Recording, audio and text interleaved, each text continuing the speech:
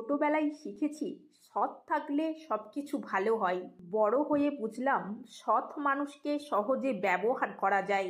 প্রতিটা মানুষই তার জীবনে বদলায়, হয়তো অভাবে, নয়তো আঘাতে।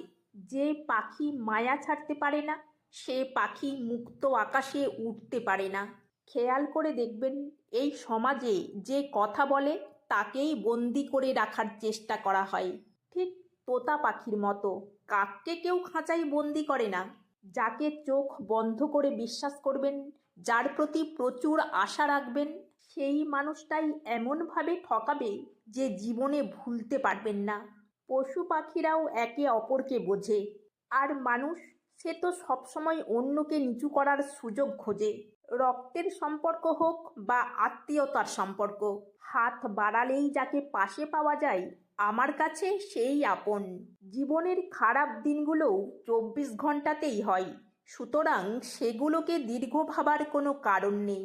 বিপদ মানুষকে ঘুরে দাঁড়ানোর রাস্তা করে দেয় এবং মুখের আড়ালে মুখোশগুলোকে চিনতে সাহায্য করে। ব্যস্ততার মাঝে মানুষ যেটা হারিয়ে ফেলে সেটা হলো সময়।